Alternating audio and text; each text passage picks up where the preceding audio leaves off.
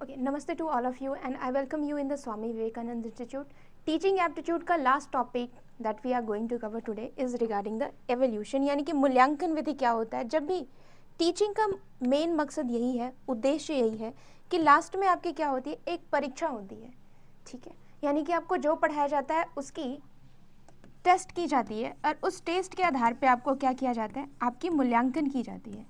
आज हम उसी के बारे में अध्ययन करने वाले हैं, उसी के बारे में स्टडी करने वाले हैं कि जब हम मूल्यांकन की बात करते हैं यानी कि आपकी टेस्ट की बात करते हैं तो वो कितने तरह के होते हैं, कैसे स्तर होते हैं, कौन कौन से स्तर होते हैं, उसके बारे में हम स्टडी करने वाले हैं।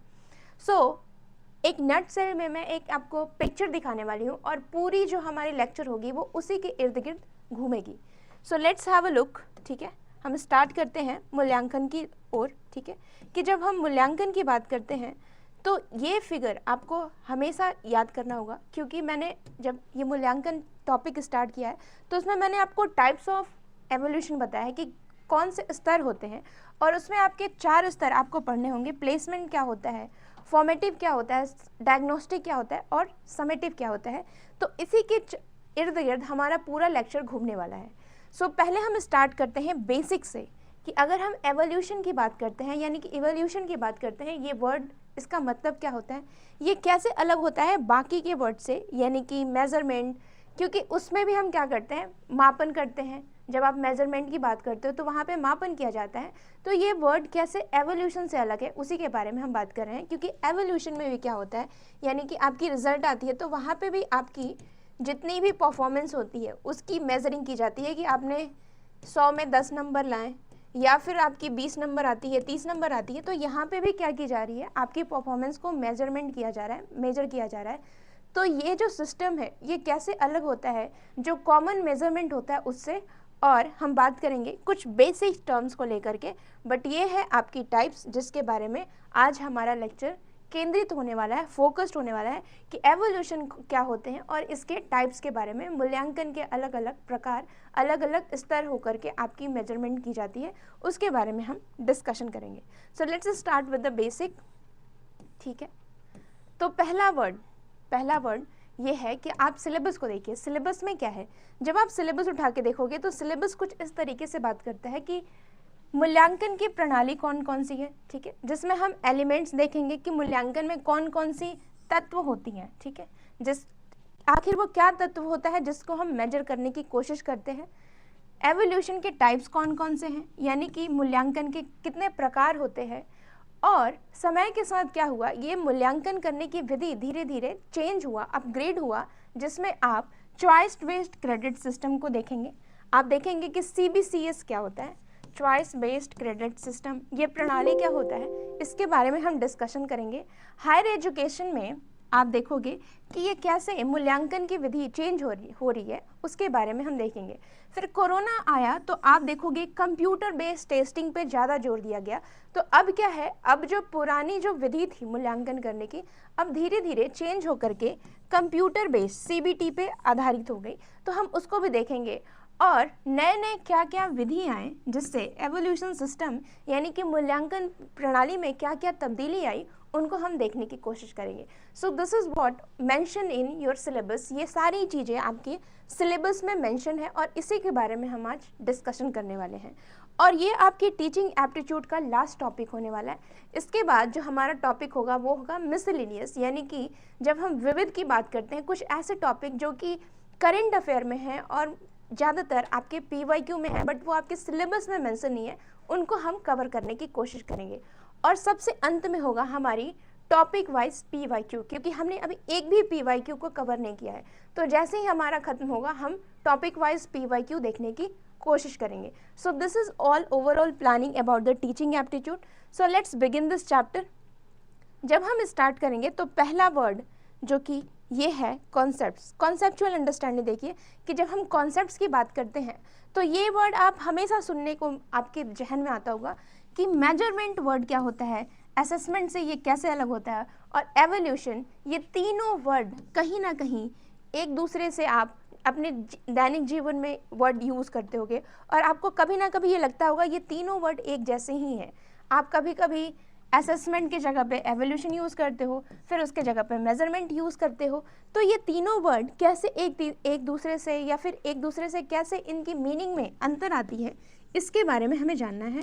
ये कैसे एक तीसरे से अलग हैं, तीनों वर्ड का एग्जैक्ट मीनिंग क्या होगा, वी विल डिस्कस दिस। ठीक है, तो जब हम मेजरमेंट की बात करेंगे तो ये डायग्राम आपको पूरी तरीके से क्लियर होना चाहिए कि जब हम मेजरमेंट की बात करते हैं, इट्स अ सिंपल मेजरमेंट। ठीक है, आप जनरली अपने दैनिक जीवन में भी इस वर्ड्स का यूज़ करते होंगे। ठीक है, तो जब हम मेजरमेंट की बात करते हैं, ठीक है, द मेजरमेंट वर्ड मीन्स कि आपने सिंपल स्कोर को मेजर किया। ठीक है, आपने सिंपल देखा कि अच्छा आपका क्या है, आप 100 में 10 स्कोर किए। ठीक है, सो this is simple measuring your, आपकी जो है ना स्कोर को सिंपली मेज़र किया गया और उसके आधार पे आपको मार्क्स असाइन किए गए।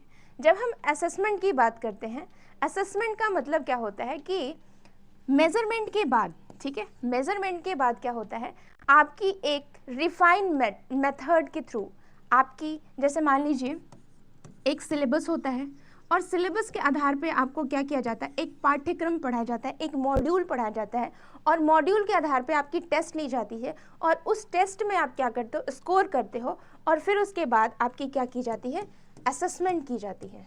ठीक है, यानी कि जब हम असेसमेंट की बात करते हैं तो एक प्रोसेस से होके गुजरती है और वो जो प्रोसेस होता है वो एक सिलेबस पे आधारित होता है, यानी कि आपको एक सिलेबस और एक प्रोसेस से होके गुजरना पड़ता है और कहीं ना कहीं आप देखोगे ये एक रिफाइंड वर्जन रहता है, एक ब्रॉडर टर्म होता है। ठीक है, तो जब भी हम असेसमेंट की बात करते हैं तो वो मेजरमेंट से कहीं ना कहीं इसका क्षेत्र थोड़ा सा विस्तृत हो जाता है, यानी कि ये बहुत ही एक बड़ा टॉपिक हो जाता है, क्योंकि यहाँ पे हम मेजरमेंट ही नहीं कर रहे हैं बल्कि हम एक प्रिस्क्राइब्ड सिलेबस के आधार पे हम क्या कर रहे हैं, आपको एक मार्क्स दे रहे हैं कि आपने जो है ना पेपर 1 में कितना मार्क्स किया, पेपर 2 में कितना मार्क्स किया। तो ऑफकोर्स पेपर 1 पेपर 2 का एक सिलेबस है और फिर आप पे क्या किया जाता है, आपको एक स्कोर दिया जाता है, तो उसे हम क्या कहते हैं, your assessment.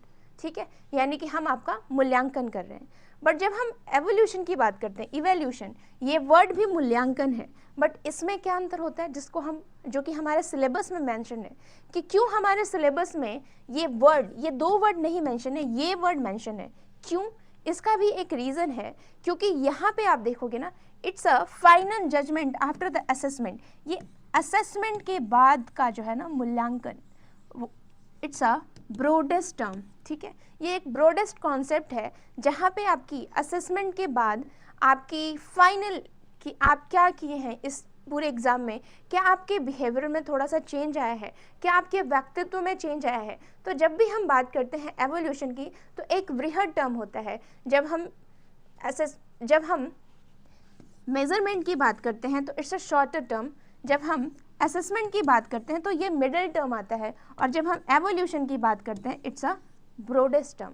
So this is what we have shown in this diagram. यही चीज़ हमने इस डायग्राम में देखी कि जब हम मेजरमेंट की बात करते हैं इट सिंपली मीन्स कि हम क्या कर रहे हैं, स्कोर दे रहे हैं। ठीक है, हमने स्कोर दिया, लेकिन जब हम असेसमेंट की बात कर रहे हैं तो एक प्रोसेस के थ्रू, ठीक है, एक प्रोसेस के थ्रू, एक करिकुलम के थ्रू हमने क्या किया, स्कोर दिया। ठीक है, और जब हम एवोल्यूशन की बात करते हैं तो हम जजमेंट करते हैं कि आपके व्यवहार में क्या चेंजेस आया, क्या आपके व्यक्तित्व में कोई चेंज आया कि नहीं। तो इसी वजह से जब आप सिलेबस देखोगे तो आपके सिलेबस में वर्ड एवोल्यूशन मेंशन है, ताकि आपके अंदर एक व्यक्तित्व का परिवर्तन देखा जाए। ठीक है, ये नहीं कि आपने कितना स्कोर किया, आपके टीचिंग के दौरान आपने क्या अपने अंदर ये गुण उत्पन्न किए, ये सारी जो है ना इट्स ब्रॉडेस्ट टर्म, और ये ब्रॉडेस्ट टर्म को हमने डिफाइन किया मूल्यांकन के तौर पे। इसी को हम कहते हैं एवोल्यूशन, और इसी वजह से आपके सिलेबस में ये दोनों टर्म्स ना दे करके ये टर्म दिया है, क्योंकि इट्स अ ब्रॉडेस्ट टर्म और आपको इसे ब्रॉडेस्ट वे में पढ़ना है। So now let's come to the topic. क्योंकि हमने टॉपिक की ग्रेविटी को समझा, हमने देखा कि ये टॉपिक का मतलब क्या होता है। अब इसके एलिमेंट्स को देख लें कि आखिर ये मूल्यांकन क्यों जरूरी है, कैसे करते हैं मूल्यांकन, इसमें क्या क्या तत्व शामिल होते हैं जिसके आधार पे हम क्या करते हैं, मूल्यांकन यानी कि एवोल्यूशन करते हैं। ठीक है, तो जब भी हम बात करते हैं एवोल्यूशन के बारे में तो हम किन किन चीज़ों पे ध्यान देते हैं कि हमारा उद्देश्य क्या है, कि हम क्यों जो है ना आपकी मूल्यांकन कर रहे हैं। क्यों क्यों आप एनटीए जो है ना आपका एग्ज़ाम कंडक्ट कर रहा है? क्योंकि आपके अंदर एक बेस्ट असिस्टेंट प्रोफेसर को देखना, ठीक है, आप रिसर्च करने के लायक बनो। रिसर्च कहते हैं ना कि you are now qualified for JRF, junior research fellow, ताकि आपके अंदर उस क्वालिटी को ढूंढना। दैट्स वाई एक पर्पस होता है, you are qualified for assistant professor. जब आप नेट क्लियर करते हो, सो ये रीज़न होता है, ये रीज़न होता है, ये पर्पस होता है कि आप उन सभी, क्योंकि ऐसा नहीं होता है कि जितने भी छात्र वहाँ पे कैंडिडेट आते हैं so all they have the ability, but उसमें से भी बेस्ट को सेलेक्ट करना, that's the purpose of national level examination, जिसको हम कहते हैं NTA। तो हर एग्ज़ाम का, हर एवोल्यूशन का क्या होता है, एक पर्पस होता है, और मूल्यांकन में पर्पस होना बहुत ज़रूरी है। एक random test has no importance, but अगर मान लीजिए ओलंपियाड होता है, बहुत सारे ओलंपियाड होते हैं, या फिर बहुत सारे आपके एग्ज़ाम किए जाते हैं, उसका एक रीज़न होता है ताकि आपको फीडबैक दिया जाए, आपकी परफॉर्मेंस को इम्प्रूव किया जाए। तो हम देखेंगे कैसे कैसे डिफरेंट टाइप्स के डिफरेंट पर्पस होते हैं। तो हम इस बात को कभी नहीं भूलेंगे कि जब भी हम एवोल्यूशन की बात करते हैं, जब भी हम मूल्यांकन की बात करते हैं, तो उसके साथ एक पर्पस होता है, एक कारण निहित होता है, और उसी को हम क्या करते हैं, चेक करते हैं, उसी को हम मेजरमेंट करते हैं, उसी को हम देखने की कोशिश करते हैं कि क्या मेरी कारण परितार्थ हो रही है। जब हम बात करते हैं कि क्या मैं एक असिस्टेंट प्रोफेसर को ढूंढ के ला रही हूँ, ठीक है, तो ये एक रीज़न होता है कि जब भी हम एवोल्यूशन की बात करते हैं, हम मूल्यांकन की बात करते हैं। दूसरा जो रीज़न होता है वो है टाइप्स ऑफ क्वेश्चन, यानी कि रीज़न इन द सेंस कि उसमें एलिमेंट्स क्या क्या होते हैं, यानी उसके तत्व कौन से होते हैं। अब देखिए, जब भी आप मूल्यांकन करोगे तो आपको उसमें आप उससे कुछ पूछोगे, कुछ क्वेश्चन करोगे। उदाहरण के रूप में आप इंटरव्यू में भी जाते हो, इंटरव्यूअर आपसे क्या करते हैं, क्वेश्चन पूछते हैं। आप PhD के इंटरव्यू के लिए जाओगे तो आपको बहुत सारे क्वेश्चन पूछे जाते हैं कि okay tell me what's the method, what's the data, how what's the objective of your research question. तो ये सारे क्या है, टाइप्स ऑफ क्वेश्चन होते हैं। अब टाइप्स ऑफ क्वेश्चन भी अलग अलग होते हैं, जैसे कि ऑब्जेक्टिव क्वेश्चन और सब्जेक्टिव क्वेश्चन। अब ये ऑब्जेक्टिव क्वेश्चन पूछने का भी एक रीज़न है, ताकि आपके अंदर जो है ना फैक्चुअल और ऑब्जेक्टिव नॉलेज को ध्यान में दिया जाए कि आपने कितने जो है ना गहराई से उस टॉपिक को पढ़ा। Subjective knowledge in the sense कि आपकी उसके पीछे क्या अंडरस्टैंडिंग है, क्या मीनिंग आपने डेवलप की, उसके लिए आपसे सब्जेक्टिव टाइप ऑफ क्वेश्चन पूछे जाते हैं। कोई ऐसे भी एग्जाम होते हैं जहाँ पे दोनों तरह के क्वेश्चन पूछे जाते हैं।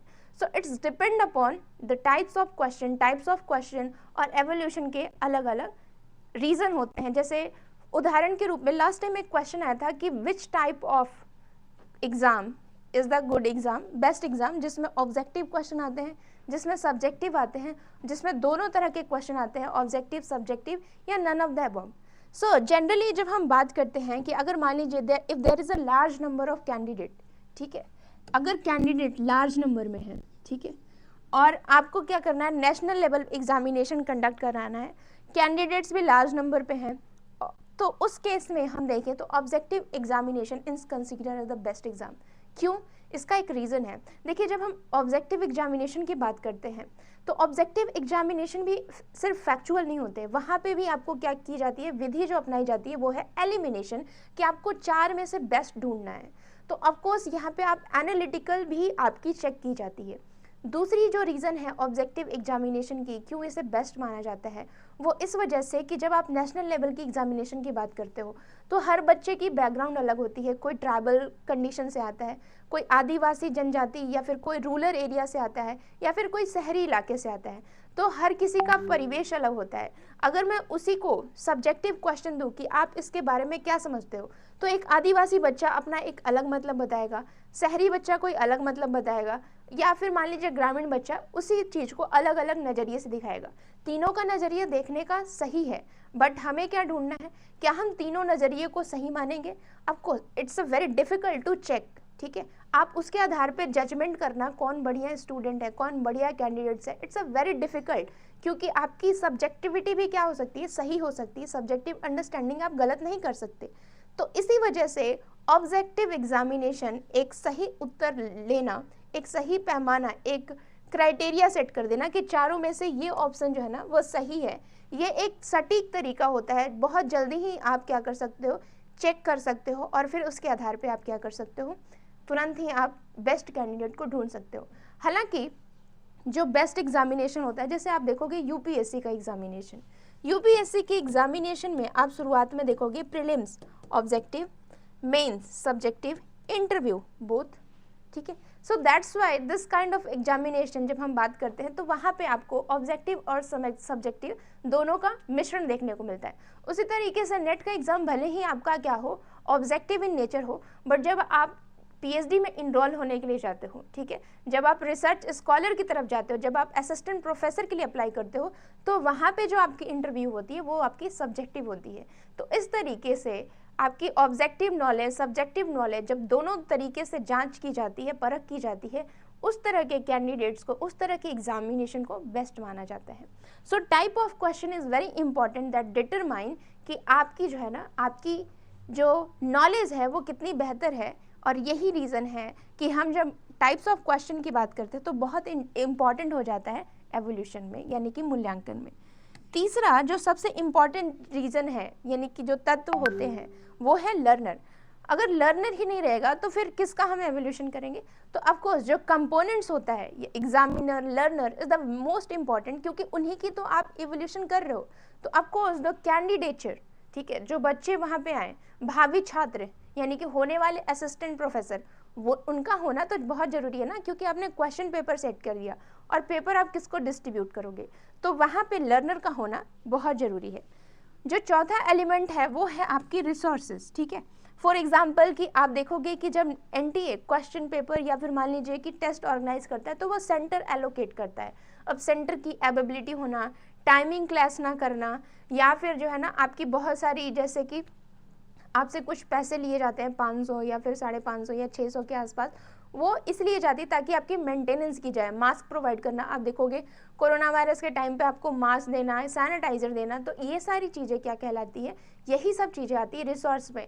कंप्यूटर की एबिलिटी होना, क्योंकि सारे कंप्यूटर बेस्ड एग्जामिनेशन होते हैं, तो सिस्टम की एबिलिटी, सिस्टम सारे प्रॉपर नए फंक्शन वेल मेंटेन्ड हो, तो ये सारी क्या कहलाती है, दिस इज कॉल्ड रिसोर्सेज। यही इसी को कहते हैं हम संसाधन, और अच्छे संसाधन होना बहुत ज़रूरी है जब भी हम मूल्यांकन की बात करते हैं। और यही आता है हमारा एलिमेंट्स में। अब जो पांचवा एलिमेंट्स है वो है आपकी स्कोप, यानी कि दायरा, ठीक है। अब हर एग्ज़ाम का अलग अलग दायरा होता है, ठीक है। जैसे मान लीजिए कि आप स्कूल बेस्ड में एग्ज़ाम जो देते थे उसकी उतनी वैलिडिटी नहीं होती थी। आई मीन अगर आप छोटे बच्चे होंगे 6th क्लास 7th क्लास में, so that is not important, but exam अगर आप बोर्ड का एग्जामिनेशन देंगे, ठीक है, आपने बोर्ड का एग्जामिनेशन दिया, 12th का एग्जामिनेशन देना, तो that is called a benchmark कि आपने 10th में कैसे परफॉर्म किया, आपने 12th में कैसे परफॉर्म किया, स्नातक में आपका कितना रिजल्ट आया, कितना CGPA आया, आपका परा स्नातक में कितना आया, PG लेवल में कैसा आया, तो ये सारी कहलाती है बेंचमार्क। उसी तरीके से जब आप फॉर्मेटिव का एग्जामिनेशन देंगे तो फॉर्मेटिव में आप देखोगे कि वहाँ पे सिर्फ फीडबैक पे ध्यान दिया जाता है। जब समेटिव का एग्जामिनेशन या जो फाइनल एग्जामिनेशन होता है उसमें आपकी मार्क्स की वैल्यू ज़्यादा देखी जाती है, वो ज़्यादा काउंटेबल होता है। सो जब भी हम फॉर्मेटिव की बात करते हैं तो वो उसका जो दायरा होता है, ठीक है, वो आपके इम्प्रूवमेंट के लिए होता है। लेकिन जब हम लास्ट एग्जामिनेशन की बात करते हैं समेटिव की, तो वो आपकी फाइनल जजमेंट की बात की जाती है। तो दायरा निहित करना, नेशनल लेवल एग्जामिनेशन का जो दायरा होता है बहुत ज़रूरी होता है, क्योंकि ये पूरे नेशनली इसका रिजल्ट क्या होता है, वैलिड रहता है। उसी तरीके से IELTS, TOEFL, ये सारे जो एग्जामिनेशन होते हैं उसका दायरा इंटरनेशनली वैलिड होगा, ठीक है। तो इस तरीके से level of examination, scope of examination, ये डिटरमाइन करता है कि आपने किस स्तर पे परफॉर्म किया है और उसकी वैलिडिटी किस स्तर पे होनी चाहिए। तो स्कोप भी क्या करता है, आपकी दायरे को निहितार्थ करता है। और इसी तरीके से इसी को हम कहते हैं एलिमेंट्स ऑफ एवोल्यूशन, ठीक है। अब देखिए एलिमेंट्स भी बहुत तरह के होंगे, ठीक है। It's all your common sense understanding, आप इसमें बहुत सारे एलिमेंट्स को जोड़ सकते हो, ठीक है। तो समय के साथ अगर मान लीजिए कि एग्जाम में क्वेश्चन आया तो आप अपने हिसाब से भी गेस कर सकते हो कि इनमें से कौन कौन से एग्जाम के एलिमेंट्स हैं, कौन कौन से एग्जाम के तत्व हैं, ठीक है। तो now let's come to the topic. जो पहला, क्योंकि मैंने आपको ये टेबल दिखाया था, याद आ रहा है, ये तो हम यहाँ से स्टार्ट करेंगे कि सबसे जो पहला टाइप है वो है प्लेसमेंट। ठीक है, अब हम स्टार्ट कर रहे हैं टॉपिक पे अपने कि जब हम एवोल्यूशन के टाइप्स बोलते हैं यानी कि मूल्यांकन के प्रकार बोलते हैं, तो पहला जो टाइप आता है वो है आपका प्लेसमेंट। आप सब कभी ना कभी मान लीजिए कि इंटरव्यू के लिए गए होंगे। ठीक है, इंटरव्यू के लिए गए होंगे, आपके जैसे मान लीजिए कि बैचलर में इंटरव्यू होता होगा, या फिर कभी कभी कॉलेज में जाते वक्त भी आपका क्या होता है, इंटरव्यू हो जाता है। और उस स्तर पे टीचर आपका ये देखते हैं कि क्या आपकी स्टैंडर्ड, क्या आपकी थिंकिंग बैचलर के लेवल के मैच कर रही है कि नहीं। अगर आप बैचलर में एग्जामिनेशन या फिर बैचलर में एडमिशन लेना चाहते हो, तो वो सिंपल आपसे जनरल नॉलेज से कुछ स्पेसिफिक क्वेश्चन पूछना चाहते हैं, ताकि वो देख सके क्या आपकी IQ और स्टैंडर्ड उन बच्चों से मीट कर रही है कि नहीं। तो जब शुरुआत में जब आप एग्जामिनेशन में बैठते हो और उस टाइम जो टेस्ट होता है, उस टाइम जो एवोल्यूशन होता है, उसको हम कहते हैं प्लेसमेंट। और उसके आधार पे आपको क्या किया जाता है, प्लेस दिया जाता है। ठीक है ना, कि मान लीजिए कि ये 6 क्लास के बच्चे हो गए, ये 7 क्लास के बच्चे होंगे, ये 8 क्लास के बच्चे होंगे, तो आपको कहाँ प्लेस किया जाए। क्या आपकी IQ 6 क्लास के लेवल की है, क्या आपकी IQ 8 क्लास की है। तो इस तरीके से आपको क्या किया जा रहा है, जगह दिया जा रहा है, प्लेस दिया जा रहा है। और ये कब होता है, इनिशियल स्टेज पे, शुरुआती स्तर पे। ठीक है, अभी आप देखिए, अभी आप इंस्टीट्यूट में नहीं गए हो, अभी आप इंस्टीट्यूट में जाने के लिए प्रयास कर रहे हो। तो जब आप इनिशियल स्टेज की बात करते हो, शुरुआती स्तर पे की बात करते हो, तो हम इसको क्या कहते हैं, इट्स अ प्लेसमेंट एवोल्यूशन। ये जो एग्जामिनेशन है, यहाँ पे आपकी कोई मार्किंग नहीं की जाती है, कोई आपका मेजरमेंट नहीं किया जाता। सिंपली आपसे जो क्वेश्चन पूछा जाता है वो it's just like a general question. तो जब भी हम प्लेसमेंट की बात करते हैं तो ये क्वालिटेटिव इन नेचर होता है, यानी कि आपकी जनरली गुणात्मक होती है, यानी कि आपसे कुछ ऐसे क्वेश्चन पूछे जाते हैं जो कि आपकी ना तो मेजरमेंट से संबंधित होती है, बस आपकी स्किल चेक करने की हम बात करते हैं। तो ये क्वालिटेटिव इन नेचर होता है। एक सेकेंड, होल्ड ऑन।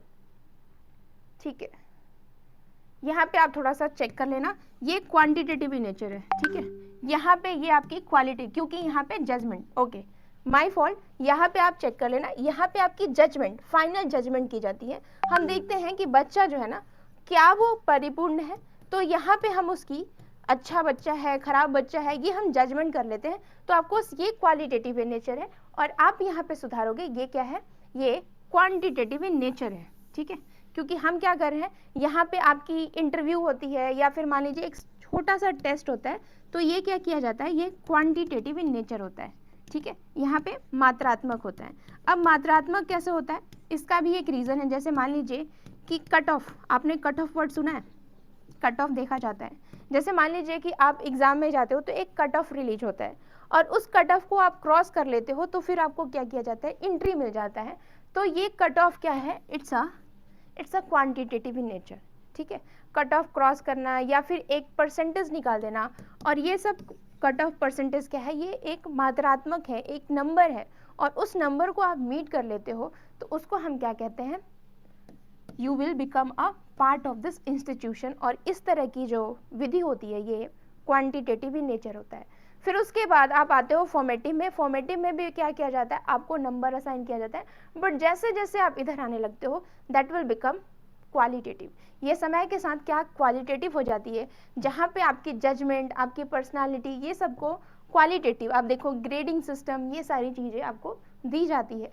तो जब हम शुरुआती स्तर पे बात करते हैं तो ये क्वांटिटेटिव इन नेचर है, और जैसे जैसे आप आगे बढ़ते जाते हो that will become qualitative in nature. हम इसको डेप्थ में पढ़ेंगे, बिल्कुल कंफ्यूज मत होइएगा। So let's move to the placement evolution. Placement evolution की हम बात कर रहे हैं।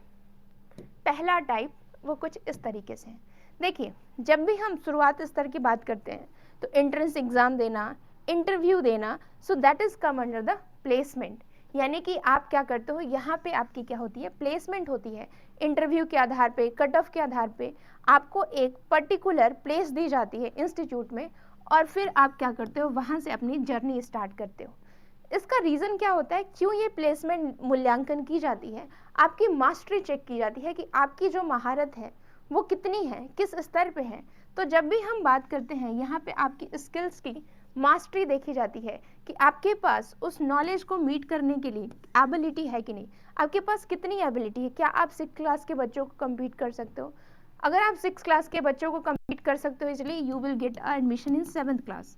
तो इस तरीके से आपको क्या किया जाता है, आपकी स्किल्स को चेक करके आपको एक पर्टिकुलर प्लेस दिया जाता है।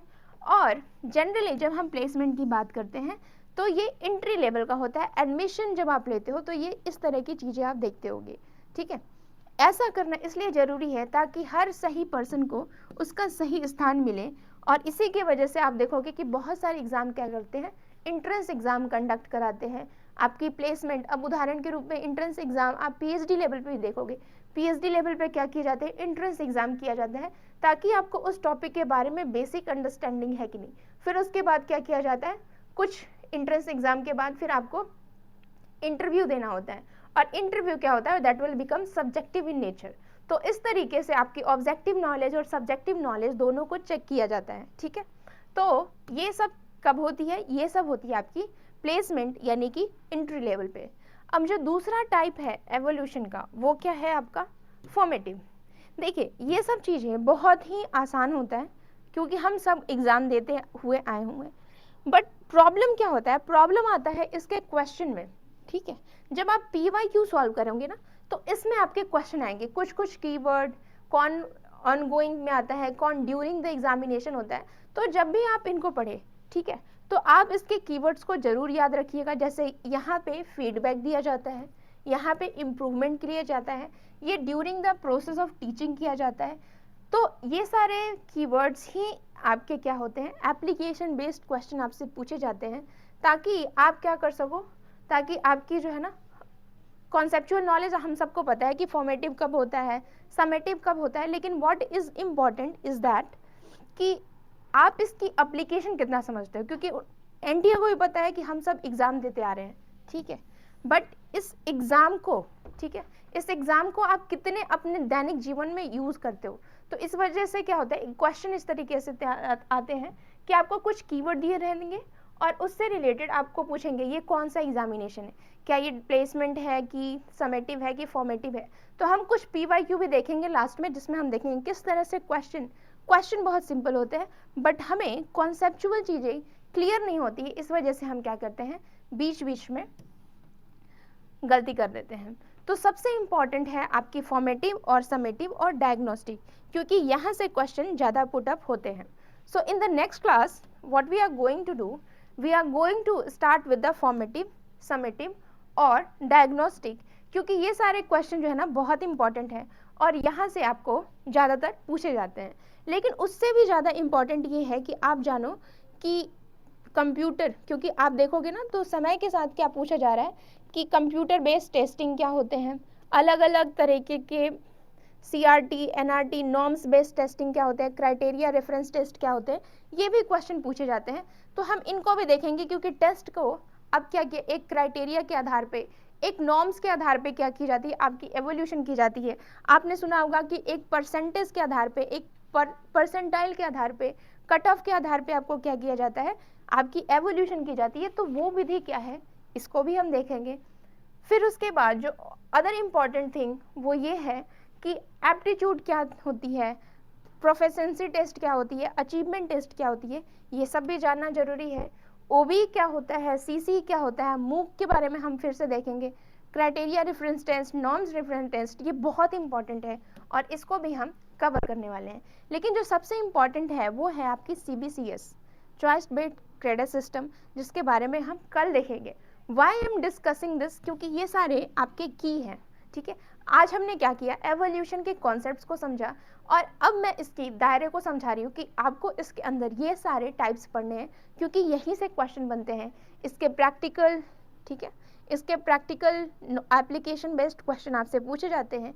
इसी वजह से मैं चाहती हूँ in next class you will go and get a revise, आप इसको जरूर देखें इस टॉपिक को, क्योंकि जब हम नेक्स्ट क्लास में मिलेंगे तो हम इस टॉपिक को क्या करेंगे, सिरे से स्टार्ट करेंगे और देखेंगे कि हम डेली लाइफ में इसको कैसे यूज़ कर सकते हैं, क्या हम इस तरह के एग्जामिनेशन को फेस करके आ रहे हैं कि नहीं, एग्जामिनेशन में किस तरह के क्वेश्चन आएंगे जब हम इस टॉपिक की हम बात करते हैं, क्रेडिट वर्ड क्या होता है, CGPA क्या होता है और समय के साथ कैसे जो है ना हमारे एग्जामिनेशन में चेंजेस आए हैं, इसके बारे में हम देखेंगे.